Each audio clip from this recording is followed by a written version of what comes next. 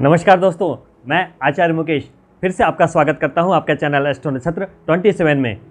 दोस्तों, आज मैं एक बहुत ही महत्वपूर्ण कार्यक्रम लेकर आपके सामने उपस्थित हुआ हूं। सन 2020 संचरण के मामलों में काफ़ी खास। इस वर्ष के प्रारंभ में ही शनिदेव अपनी राशि मकर में गोचरस्थ हुए। वहीं राहु और केतु 18 महीनों के बाद मिथुन राशि में और देवगुरु बृहस्पति की राशि में अपना संचरण समाप्त करते हुए वक्रीगत उल्टी चाल चलते हुए 23 सितंबर 2020 से शुक्र की राशि यानी कि राहु की प्रियतम राशि, राहु की उच्च राशि, राहु की मित्र राशि शुक्र देव के राशि में यानी कि वृषभ राशि में वो गोचर करने वाले हैं। वहीं केतु देवगुरु बृहस्पति की राशि से निकलकर 8वीं राशि यानी कि वृश्चिक राशि यानी कि मंगल की राशि में गोचर करने वाले हैं, जो केतु का शत्रु है। यानी कि राहु करेंगे गोचर अपने मित्र राशि में, वहीं केतु करेंगे गोचर अपनी शत्रु राशि में यानी कि मंगल की राशि में। शनि देव के रिजल्ट देने की प्रकृति और राहु और केतु के रिजल्ट देने की प्रकृति बिल्कुल अलग है। शनि देव जहाँ शनै शनै रिजल्ट आपको देते हैं, है ना, शनै शनै शनै शनि, वहीं केतु क्विक रिजल्ट देते हैं। शनि क्या करते हैं, आपसे संघर्ष करवाते हैं, एक ही चीज में बार बार फेल करवा के आपको उसमें माहिर करते हैं, निखारते हैं। सोने को जैसे आग में तपाते हैं ना, वैसे वो तपाते हैं, पहले वो निखारते हैं और उस कामयाबी को संभालने के लायक बनाते हैं। तभी शनि के संघर्ष के बाद मिली हुई सफलता स्थायी हो जाती है, क्योंकि आप फिर फेल नहीं होंगे, क्योंकि शनि ने आपको ट्रेंड कर दिया। लेकिन राहु का क्या है, राहु एक ऐसा प्लैनेट है, उसे मिस्टेरियस प्लैनेट कहा गया है। राहु को कहा गया है शनि का गुप्तचर, शनि से बड़ा politician, planet of manipulation, planet of intuition. जिसका राहु बढ़िया होगा ना, उसकी इंट्यूशन पावर बहुत जबरदस्त होती है। राहु क्या करता है, अचानक धन देता है, अचानक केतु शोहरत देते हैं। लेकिन शनि क्या करते हैं, ट्रेंड करने के बाद तो राहु से मिली हुई दौलत और शोहरत उसको संभालना व्यक्ति के लिए मुश्किल हो जाता है और वहीं वो मात खा जाते हैं। क्योंकि राहु क्या, गड़ा हुआ धन दे दिया, लॉटरी से धन आ गया आपके पास, अचानक एक बड़ी डील हो गई, बड़ी कोई प्रॉपर्टी की डील हो गई, एक बड़ा मामला फिट बैठ गया, एक पैतृक संपत्ति मिल गई, आप अचानक अमीर बन गए। कुछ ऐसा हुआ, अचानक अमीर बन गए। तो अमीर बनना और बात है, कई लोगों को मैंने बिजनेस व्यापार में फेल होते हुए देखा है। क्यों फेल होते हैं, पैसे हैं उनके पास, आज एक बिजनेस खोल लिया, कल दूसरा बिजनेस खोल लिया, परसों तीसरा बिजनेस खोल लिया, लेकिन चलाने की कला ही पता नहीं है। वो क्या होते हैं, फ्लॉप होते रहते हैं। वैसे करोड़पति किसी काम के नहीं, है ना। अब मान लो मेरे पास पैसे हैं, मैंने फरारी खरीद ली, एक BMW भी खरीद लिया, एक ऑडी भी खरीद ली, और मुझे चलाना ही नहीं आता, समझ रहे हो बात, तो गाड़ी तो ठुकेगी ना। वैसे ही शनि देव क्या करते हैं, पहले सिखाते हैं फिर देते हैं। पहले ड्राइविंग सीख लो फिर ले लो। और राहु क्या करता है, देता जाता है, देता जाता है, देता जाता है। तो उस सफलता को संभालना वो सिखाता नहीं है। और यही कारण है कि राहु देता तो करोड़ों है और करोड़ों फिर छीन भी लेता है। राहु की कोई गलती नहीं है, गलती आपकी है। मैं इसलिए ये बात समझा रहा हूं कि आप इस चीज को समझें और इसे मैनेज अगर कर लिया तो राहु से मिली हुई सफलता को आप भी संभाल लेंगे। शास्त्रों में राहु को क्या बोला गया है, राहु नाम विपरीतम, उल्टी चाल चलता है। राहु और केतु को शास्त्रों में पूर्व जन्म के बंधन को दर्शाने वाले ग्रह बोले गए हैं। जैसे शनि कर्म फलदाता है, वैसे ही राहु और केतु क्या है, पहले जन्म में आपने क्या काम किया है, कर्मों का क्या बही खाता है, आपका क्या क्रेडिट और डेबिट है, क्या इस जन्म में आपको चुकाना है, क्या अगले जन्म में चुकाना है, वो रिकॉल कराने के लिए राहु और केतु से, उसकी युति से आपके कुंडली में कुछ योग और कुछ दुर्योग बनते हैं। राहु से जबरदस्त राजयोग कोई नहीं बनाता, अष्टलक्ष्मी योग कोई नहीं बनाता, परिभाषा योग कोई नहीं बनाता। राजनेताओं के लिए राहु के बिना कुछ नहीं होगा। एक बड़े से बड़ा पॉलिटिशियन राहु के कारण ही बनता है। एक बड़े से बड़ा अभिनेता राहु के कारण ही बनता है। एक बड़ा से बड़ा शोधकर्ता राहु के कारण ही बनता है। एक बड़ा से बड़ा ज्योतिषी राहु के कारण ही बनता है। राहु क्या है? Rahu can be compared with a coin with his two different opposite nature. जैसे एक सिक्का है ना, उसके दो पहलू होते हैं और बिल्कुल डिफरेंट, एकदम अपोजिट नेचर के। जैसे राहु क्या है? अपराध है ना, चोरी है, षड्यंत्र है, वैसे उसका कारक है। वैसे ही राहु क्या है? डिटेक्टिव है, जासूस है। तो जो जासूस होते हैं वो भी अलग अलग साक्ष्य को इधर से उधर से अवेलेबल कराकर वो अपराधी तक पहुंचने की क्षमता भी रखते हैं। तो राहु क्या कर रहा है? दोनों ही इंटेलिजेंस दे रहा है आपको। राहु क्या है? राहु विष्णु के अवतार, वाराह अवतार, पूर्ण अवतार। और केतु क्या है? मत्स्य अवतार, अंश अवतार। तो राहु से ज्यादा ज्ञान तो कोई दे ही नहीं सकता। There is no physical existence of Rahu and Ketu. Rahu और केतु का कोई भौतिक अस्तित्व नहीं है, जैसे कि सूर्य, चंद्रमा, मंगल, बुध, बृहस्पति, शुक्र और शनि का है, वैसे नहीं है। राहु और केतु क्या है? जैसे सूर्य अपने पाथ पे परिक्रमा कर रहे हैं, आप पृथ्वी पर हैं और पृथ्वी की जो सैटेलाइट है चंद्रमा भी अपने पाथ पे परिक्रमा कर रही है। तो जहाँ सूर्य का जो पाथ है और जो चंद्रमा का पाथ है, वो वहाँ पे जो दो बिंदु पे वो काटते हैं ना, नॉर्थ में और साउथ में, वही राहु और केतु है। उसको ड्रैगन हेड भी कहते हैं। सारे ग्रह अपने पाथ पे सीधा चलते हैं, लेकिन राहु केतु की चाल हमेशा वक्री है। क्यों? क्योंकि वो कोई ग्रह तो है ही नहीं, वो छाया ग्रह है। चंद्रमा और सूर्य के पाथ के जहां पे काटने से जो बिंदु क्रिएट हुआ, वो एक ब्लैक होल की तरह है, एक इलेक्ट्रोमैग्नेटिक फील्ड है वो, जिसमें से बड़ा ग्रह समा जाए, उसकी गुणवत्ता समाप्त हो जाए। और वो इलेक्ट्रोमैग्नेटिक फील्ड इतना ज़बरदस्त है कि जिस भी प्लैनेट के वो पास आता है वो उसके रूप को ले लेता है। इसीलिए उसको छलिया कहा गया है। माया है राहु, है ना, माया है। जैसे पहले आपने कभी देखा होगा मूवीज वगैरह में कि कोई रूप बदल लेता है कोई जादूगर, तो ये रूप बदलने वाला है। शुक्र के साथ बैठेगा शुक्र बन जाएगा, मंगल के साथ बैठ गया मंगल बन जाएगा, सूर्य के साथ बैठ गया सूर्य बन जाएगा। और यही कारण है कि वो उनके साथ बैठता है तो दोष बना देता है, क्योंकि उसके गुणवत्ता को इसने छीन लिया। कहते हैं केतु जिसके साथ बैठ गया मल्टीप्लाइड बाई 5 कर देता है, गुणवत्ता को बढ़ा रहा है वहां पे। दोनों डिफरेंट बातें हैं। गहराई तक जाना है तो आप मेरे से काउंसलिंग ले लेना। आप ये वीडियो बहुत लंबा हो जाएगा, फिर मैं आपको फटाफट समझाता हूं। देखिए, अगर आपकी पत्रिका में राहु और सूर्य की युति हो गई तो क्या हो गया? ग्रहण दोष। जिंदगी भर कहीं ना कहीं संघर्ष लगा रहेगा। इसको पितृदोष भी कहते हैं शास्त्रों में। अगर वही राहु चंद्रमा के साथ युति कर ले, चंद्र ग्रहण दोष, वैसा व्यक्ति पूरी जिंदगी मानसिक रूप से परेशान रहता है, तनाव में रहता है, माता का स्वास्थ्य खराब रहता है, वैवाहिक जीवन भी खराब होने की आशंका रहती है। इसके बाद राहु अगर मंगल से युति कर ले तो वो बोलते हैं अंगारक दोष। नेचर वायलेंट हो जाता है, जिद्दी हो जाता है, सनकी हो जाता है इंसान। आग जनित घटनाएं, ज़्यादा दुर्घटनाएं वैसी कुंडलियों में ज़्यादातर देखी गई हैं। रोड रेज की ऐसी संभावनाएं और दुर्घटनाएं देखी गई हैं। अगर ये दोष कहीं लगन में अगर आ गया तो बहुत बुरी तरीके से वैवाहिक जीवन और स्वास्थ्य दोनों ही प्रभावित हो जाते हैं। अगर वैसे ही राहु बुध के साथ आ गया तो बुध क्या है? आपका इंटेलिजेंस है।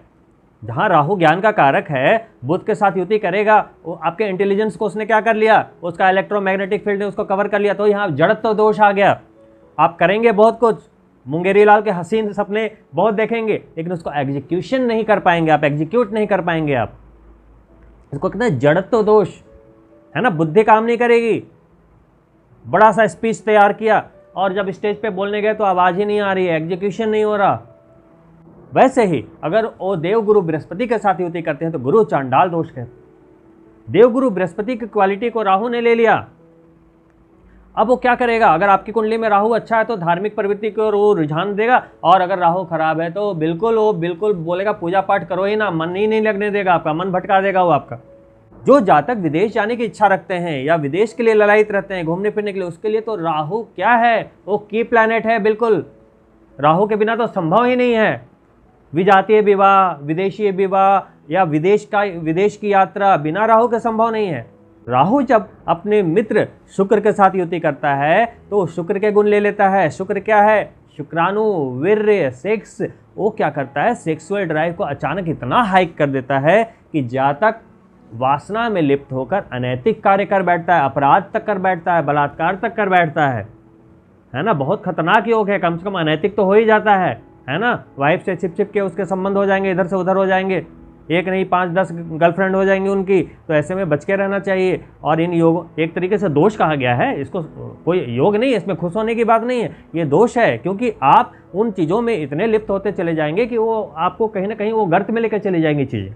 कोई भी अति सर्वत्र वर्जते, है ना, अति कहीं भी अच्छी नहीं मानी गई है। वैसे ही अगर राहु अपने मित्र शनि के साथ अगर युति करते हैं तो वो बोलते हैं श्रापित दोष, है ना, प्रेत श्राप दोष कहा गया है ना। कहते हैं जिस भाव में ये दोष बनता है वो बहुत बुरा हो जाता है, फिर हेल्थ के लिए बुरा हो जाता है, वो बिल्कुल उलझन की स्थिति जिंदगी भर रहती है फिर उस जातक को। और लेकिन उस दोष को एक योग की भी संज्ञा दी गई है, नंदी योग बोला गया, यानी कि जहाँ पर उस दोष की दृष्टि जाएगी वहाँ के लिए अच्छा होता है वो, क्योंकि राहु शनि मित्र हैं। और राहु क्या है? शनि से ज़्यादा वो राजनीतिज्ञ है। शनि तो स्ट्रेट फॉरवर्ड है, मगर राहु जो है ना एकदम छलिया है, एकदम मतलब जो कहते हैं ना माया। वैसे ही राहु और केतु के बीच में सारे ग्रह आ गए तो काल सब दोष का निर्माण हो जाता है। तो राहु क्या दे रहा है? दोष ही दोष, दोष ही दोष, यानी कि ये पूर्व जन्म के बंधन को डिनोट करता है कि आदमी इतना परेशान हो जाता है, इतना परेशान हो जाता है कि वो सोचने पे मजबूर हो जाता है कि यार कुछ तो मैंने किया है पूर्व जन्म में, या पिछले जन्मों का कुछ कष्ट भुगत रहे हैं। मैं आपको खराब राहु की निशानियां बताता हूं। अत्यधिक तनाव होता है, डिप्रेशन, विवाह के बाद संतान का देर से होना, संतान प्राप्ति में विलंब, गलत डिसीजन का बार बार होना, आपके सारे दाव उल्टे पड़ना। बड़ी चालाकी से स्ट्रेटजी बनाया आपने, बड़ी चालाकी से, ये कर लेंगे, वो कर लेंगे, ऐसे कर लेंगे, पैसा डाल दिया, इन्वेस्टमेंट कर दिया अचानक से, तो समझ जाइए आपका राहु अच्छा नहीं है। जुए की लत, शराब की लत, ड्रग की लत, ये सब लत अगर आपको लग रही है, क्षणिक समय के लिए बड़ा आनंद आता है, बड़ा आनंद आता है आपको, है ना, लेकिन उसके चक्कर में आपका परिवार तबाह हो जाता है। जब आपकी एज उस मुकाम पे पहुंचती है जब आपको अपने जीवन साथी की ज़रूरत होती है, तो ये व्यसन आपको अपने परिवार से इतनी दूर ले जाते हैं कि जब वाइफ की ज़रूरत पड़ेगी तो आपके पास कुछ नहीं होगा। मैं आपको बस ये समझाने की कोशिश कर रहा हूँ कि शास्त्रों में लिखा है राहु नाम विपरीतम, मतलब उल्टा चलने वाला, पूर्व जन्म के बंधनों को बताने वाला। जैसे आप घर से निकलते हो ऑफिस जाने को, गाड़ी में पहुंच के गाड़ी स्टार्ट किया, अचानक याद आया मेरा मोबाइल घर पे रह गया, आप फिर से पार्किंग से वापस आते हो और मोबाइल लेके जाते हो। वैसे ही आप इस जन्म में आ चुके हो, राहु वही खोया हुआ मोबाइल की याद दिलाता है कि आपने पिछले जन्म में कुछ किया है, उसकी भरपाई करो, भरपाई करो, तभी सुख मिलेगा, है ना। शनि जहां आपके कर्मों का दंड देते हैं या कर्मों का फल देते हैं, वही राहु आपके पूर्व जन्म के बंधन को याद दिलाने वाला रिमाइंडर है। अब मैं आगे आपके इस गोचर के बारे में व्याख्या करूंगा कि आने वाले 18 महीनों में जो ये वृष राशि में और केतु मंगल की राशि वृश्चिक राशि में आए हैं, दोनों बली स्थिति में हैं, तो आपको इसके क्या परिणाम प्राप्त होंगे। लेकिन परिणाम जानने के पहले आप ये जान लें कि ये परिणाम देता कैसे है, ताकि आप सतर्क रह पाएं। राहु और केतु का जो ये गोचर है, मैं जैसे हजारों वीडियो यूट्यूब पे है, मैं उनकी तरह ये नहीं बोलूँगा कि इसकी दृष्टि वहाँ जा रही है, उसकी दृष्टि वहाँ जा रही है, ये हो जाएगा, वो हो जाएगा। मैं वो काम नहीं करता। मैं कोशिश करता हूँ कि आपको उसकी प्रकृति और आपको उसका नेचर समझ में आ जाए, ताकि आप उसे कमांड कर पाएँ। जैसे आप किसी घोड़े की घुड़सवारी कर रहे हैं और आप उसमें नकेल डालना सीख जाएं और उस घोड़े को ड्राइव करना सीख जाएं, तो कोई डरने की ज़रूरत ही नहीं है कि राहु क्या है, केतु क्या है, शनि क्या है, बृहस्पति क्या है ना। देखिए, राहु के जो रिजल्ट देने की जो प्रकृति है ना, वो बिल्कुल यूनिक है। जैसे मान लो आप हाईवे पे जा रहे हो, अचानक आपके पीछे से एक BMW या ऑडी आपको उसने क्या किया, ओवरटेक किया। आपने देखा इसने कैसे ओवरटेक कर लिया और आप उन्माद में भर गए, एक सनक आ गई और आपने बिल्कुल 120, 140 एकदम 200 पे गाड़ी भगानी शुरू कर दी और रेस लगानी शुरू कर दी। बड़ा मज़ा आने लगा, बड़ा आनंद आने लगा, आपके फ्रेंड्स भी चिल्ला रहे यस यस और तेज और तेज, और अचानक बम। आनंद आ रहा था, अभी क्या हो गया, सब कुछ समाप्त। वैसे ही मान लो एक बड़ी ऑफिस में आप हो, बॉस के साथ बहुत अच्छी बनती है, एक अच्छे पोस्ट पे हो आप, अचानक उनकी वाइफ आई, राहु के प्रभाव से आपने उनकी वाइफ को देखा, नज़र से नज़र मिली, कुछ बातें हो गई। अब आपके और आपके बॉस की वाइफ के साथ आपके अनैतिक संबंध स्थापित करवा दिए राहु के मैनिपुलेशन ने। रोमांस चरम पे चला गया, उनकी कृपा से आपको प्रमोशंस मिलने लगे, अचीवमेंट्स मिलने लगे, घर गाड़ी मिलना सब कुछ शुरू हो गया, आप बड़े मज़े में आ गए, आनंद ही आनंद आने लगा लाइफ में। अचानक एक रात बॉस ने आपको देख लिया अपनी वाइफ के साथ और उसने क्या किया, फायर। समझ गए, ये है राहु, पहले आनंद में डालता है और फिर सब कुछ छीन लेता है, न घर के रहे न घाट के रहे। वैसे ही आपके पास राहु ने क्या किया, पैसे आ गए आपके पास। अब आपने सोचा अरे हाई सोसाइटी को मुझे मेंटेन करना है, चलो पब चलते हैं, बार चलते हैं, शराब पीते हैं, ड्रग लेते हैं। हाई सोसाइटी को जो मीट करना है, आदत पड़ती गई पड़ती गई पड़ती गई, उस चक्कर में बाद में बीवी बच्चे सब घर में हैं लेकिन सब तबाह हो गए, किसी को आप टाइम नहीं दे रहे हो, आप लगे पड़े हो। जब आप बहुत दूर निकल जाते हो और लौट कर देखते हो तो हाथ खाली रह जाते हैं। ये है राहु।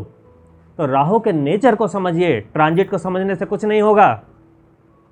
आज मैं बोल रहा हूँ, कल कोई और बोलेगा, 1000 वीडियो में ऐसे ही आप लेक्चर सुनते रहोगे और ये लेक्चर सुन के मोबाइल बंद कर दोगे और होना वही होगा जो आप समझोगे नहीं, तो होना वही होगा जो ऊपर वाला चाहता है।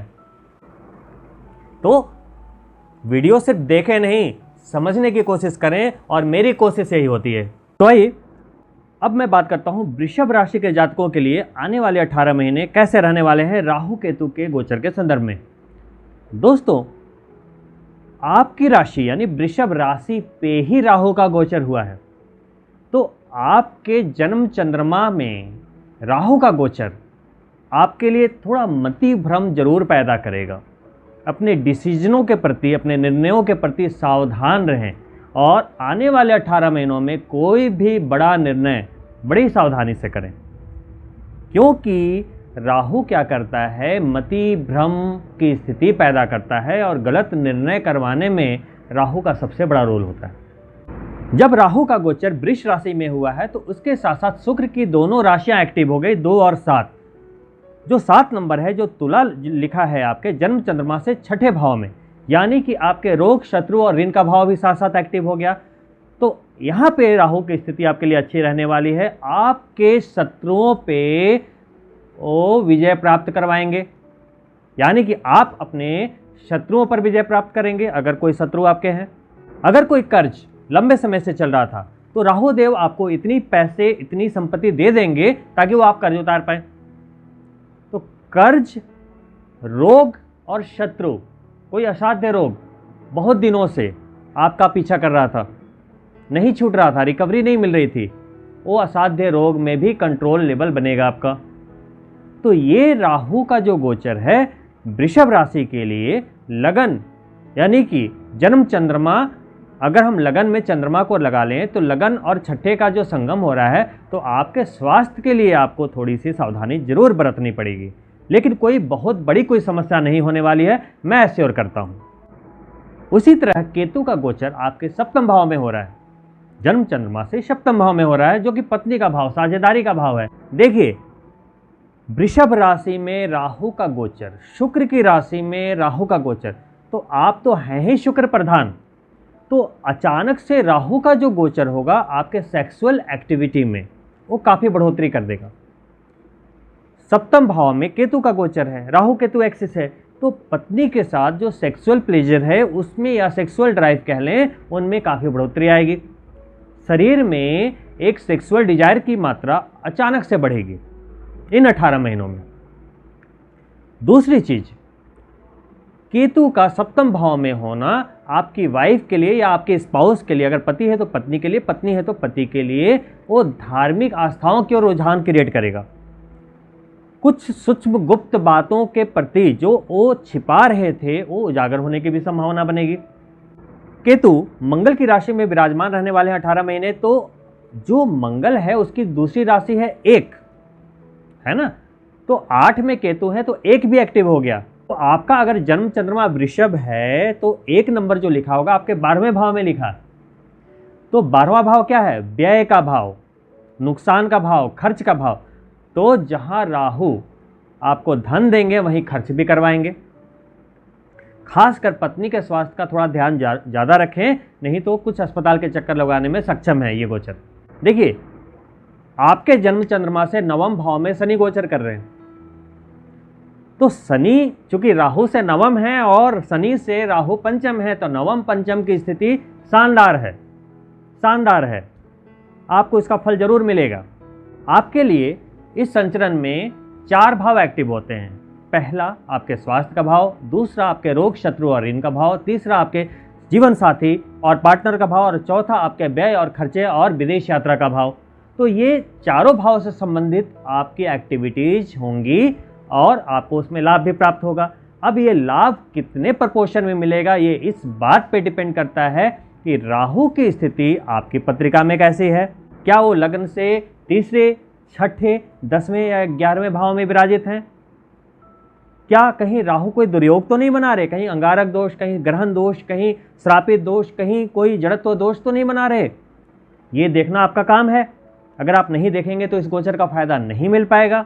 साथ ही आपको ये देखना पड़ेगा कि राहु आपकी जन्म पत्रिका में कहीं नीच तो नहीं है। अगर नीच भी हुआ तो चूंकि अभी राहु उच्च के चल रहे हैं तो ये समता की भावना आ जाएगी। तो जो राहु नीच के होने के कारण आपको परेशानियां हो रही थी, इन 18 महीनों में नहीं होगी।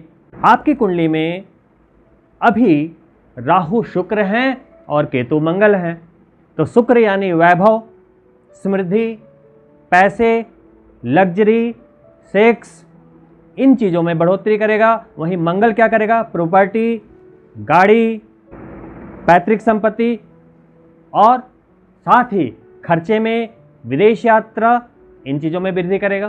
कुल मिलाकर वृषभ राशि के लिए ये गोचर अच्छा रहने वाला है। जब राहु केतु की बात हो तो ज्योतिषियों में काफ़ी मतांतर देखे गए हैं। लग्न चार्ट में राहु की दृष्टियां मानी गई हैं, जो गुरु की दृष्टियां होती है 5, 7, 9 और कुछ लोग 12 भी मानते हैं। लेकिन जब ये गोचर का मामला आता है तो चूंकि ये छाया ग्रह है, इसका तो अपना कोई अस्तित्व ही नहीं है, तो जिस ग्रह में बैठा है उसका रूप ले लिया, तो फिर उसकी दृष्टियां क्यों लगा रहे हो आप? कुछ लोग यूट्यूब पर बोल रहे हैं कि ये इनकी दृष्टि यहाँ जा रही है तो ये होगा, वहाँ जा रही है तो ये होगा, यहाँ जा रही है तो ये होगा। मैं आपको लिख के देता हूँ, आप वो वीडियो देख लो और नोट कर लो, वो चीज़ नहीं होगी जो दृष्टियाँ लगा रहे हैं, नहीं होगी वो। नहीं तो इतने क्लासिक्स लिखे हैं, इतने शास्त्र लिखे हैं, कहीं भी उनकी दृष्टियों को वो शर्तिया तौर पे नहीं लिख पाए, हमेशा मतांतर रहा। लेकिन आजकल जो यूट्यूब के पंडित अधिकतर हैं जो कट पेस्ट कर रहे हैं और सिर्फ अपनी ट्रैफिक बढ़ाने के लिए कुछ चीज़ें जो है इधर से उधर से कॉपी कर लिया, जिनको उनके डेप्थ का ज्ञान नहीं है, तो मैं आपसे ये रिक्वेस्ट करता हूँ कि वो प्यारी प्यारी बातों में आप उतना ज़्यादा उलझे नहीं। सीधी सी बात है, मैंने जो राहु के कैरेक्टरिस्टिक बताए हैं आप उसके अनुसार अपने जो योजनाओं को, अपनी स्ट्रेटजी को ढालें, कोई भी दिक्कत नहीं होगी। बाकी राहु के जो उपाय हैं, देखिए राहु क्या है? सांप है, वो चंदन में लिपटा रहता है। चंदन की माला, तुलसी की माला पहने, अष्ट धातु का एक कड़ा पहन सकते हैं। खाना जब भी खाएं पूरब दिशा की ओर चेहरा करके खाएं। शनिवार को पिंजड़े में बंद पंछियों को आज़ाद करें। गले में एक हाथी के दांत का एक लॉकेट पहन सकते हैं। इन चीज़ों से राहु शांत होते हैं।